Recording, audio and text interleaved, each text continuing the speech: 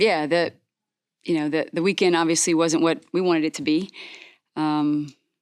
Experienced a lot of adversity, but it's the first weekend. I keep telling them it's a marathon, not a sprint. And we're just going to keep every day just grinding and trying to get a little better every day, and hopefully peak at the right time. And good things happen in the end. How much, like, y'all been on the road for about a month, and I was like, I can't believe you haven't done the road. But I mean, how much is just, not just fatigue physically, but mentally, just all of it, just kind of frazzled about being on the road? Yeah, I mean, we don't have excuses. I mean, that's part of playing the game. It's a grueling season no matter what, because you play at least 56 games. So yeah, some of that's going to be on the road for us. Obviously, it's been a lot, on the road, and this was our first flight together, which is also adds a little bit of just fatigue to the body and the mind. And but again, that's part of the journey. That's part of what we have to deal with and overcome and work through, because we have another flight in a couple weeks. So it's part of it, but we do have to learn how to just, there's adversity. We just got to work through that and figure out a way to still play to the best of our ability. Was there anything special that you learned about your team on the road trip? Probably the most special thing is that they're coming together, which is awesome, because when you come together through times that are hard, it's a good sign that good things will happen when they're supposed to. Oftentimes the struggles and the hardships, people start to point fingers and start to divide and start to, just nitpick stuff, especially when it comes to girls.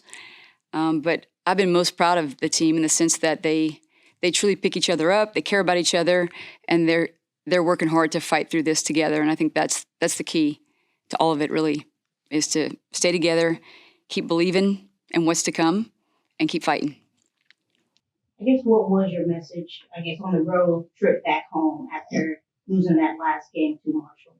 Yeah, I mean, obviously the streak was the biggest thing, because that was one of our goals. And, I think Maddie Hayden said it best, that it really wasn't about us. It was about those who came before us, which is true, and we felt like, there was some honor in that and holding that, and we didn't want to be the team that kind of let them down.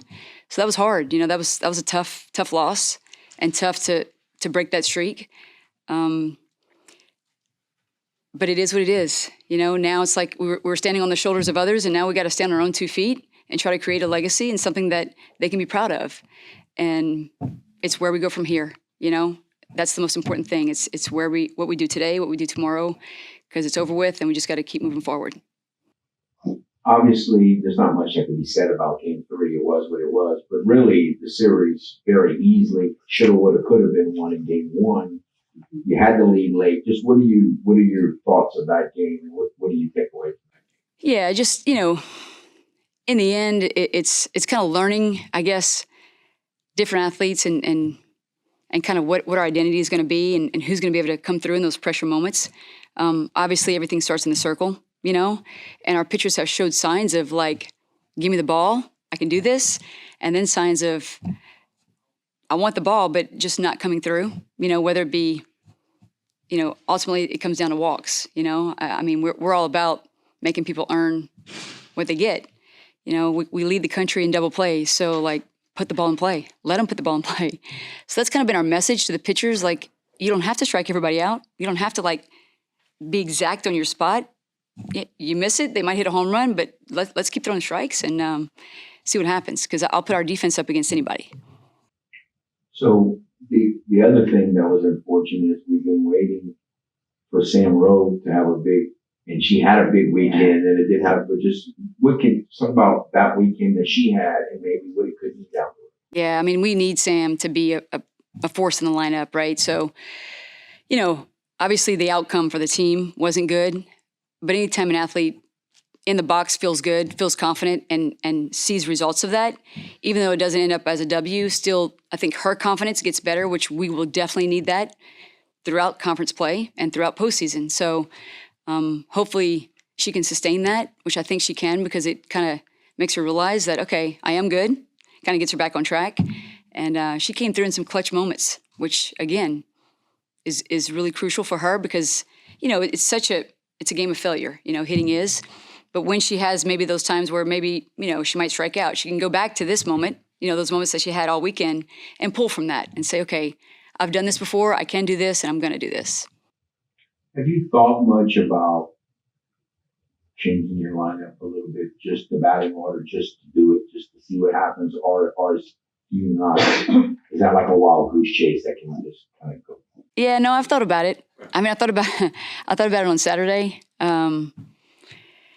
Yeah, I've kind of been going back and forth with kind of what that looks like, and maybe different people coming up in different situations, and trying to just play with it a little bit. So yeah, that's still in the back burner in my mind for sure. I mean, could tomorrow be a time to experiment? To do that, possibly, yeah.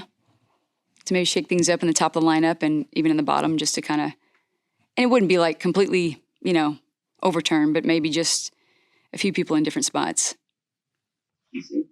What is, a lot of times midweek games is throwing a bunch of people around thinking more baseball maybe than softball, but what would be the strategy there? Because you still got pitchers who pitch a lot, but you're still trying to figure out who's going to do what, I would think. Yeah, I mean, it's the first inning, really. That's been our kind of Achilles heel, in the sense of, like, I think we gave, like, in the weekend, like 25 freebies in the first inning. And that's a lot. It's hard to overcome that offensively.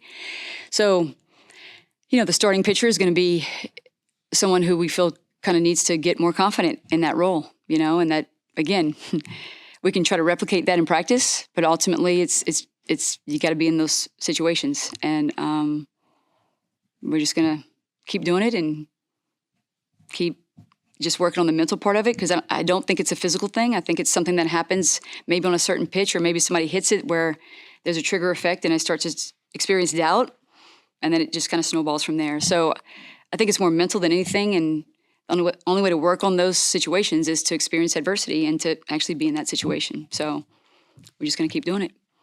You pray for line drive right at people. Yes, or ground balls too. Like, we can throw ground balls. Pop-ups are good too. Yeah, just. So, are you impressed with the quality, or, is it what you thought it would be? Yeah, I mean, we've only played Marshall. Obviously, I've seen, other teams, but definitely, a conference that has gotten better over the years, without a doubt. I mean, and it's kind of like, when the SEC first started, it was only like a handful of teams who kind of made a run, and then over the years, it's like, well, obviously now it's just, everybody's good. I feel like the Sun Belt is that way. Like, it used to just be maybe UL and maybe another team, whatever, but now it's like, it's more than a handful of teams who are really good, and I think every year with recruiting and, just the way recruiting goes, I think a lot of kids maybe get, overlooked maybe. So you get those kind of diamonds in the rough, and they help your team have a lot of success, and then better coaching too, So yeah, I definitely think the Sun Belt Conference continues to get better. So what are you going to take, to make a run at it, at the championship? I mean, judging from where your team is right now. I think mentally, just believing that we can do it, number one, and then grinding out every day, getting better, getting mentally tougher, and just being warriors, but still being able to just play free, and I don't have to now, I still get to, but it's still have a mentality that we're going to do this. There's no doubt in our minds, because the only people who have to really believe it are the ones who are on the field and in the dugout. That's it. Nothing else matters. It's those 24 athletes, they're the ones who have to believe it more than anything. So if they truly believe it and they're buying in and they're working hard and they stay together and keep fighting together, then there's no doubt in my mind we can make a run. How do you feel heading into the matchup against ULM, with them sweeping, I think, Georgia State? Mm-hmm. Yeah, I mean, Molly Fichtner, I coached her, so I know she's done a fantastic job in building that program over the last, 5 or 6 years. So, yeah, they're good, they're talented, they're competitive, well coached. We're just going to have to play our game and compete, and again, keep believing that we can and we will. And it's not if, it's when, and one pitch at a time. What's the update on the move? Hopefully she'll be ready to go Friday. That's the word on the street. So, yeah, hopefully she'll be ready to go Friday. But I mean, look, Norwood's done a great job. I mean, the people who have stepped in have, got some really good experience. Sam going to first, so, but yeah, having Emily's bat and, in the lineup is definitely going to help our team without a doubt. For the foreseeable future, obviously you hope Emily comes back, but that you pretty much this is what you're going to battle with. Like you are who you are right now, or could there be some other additions?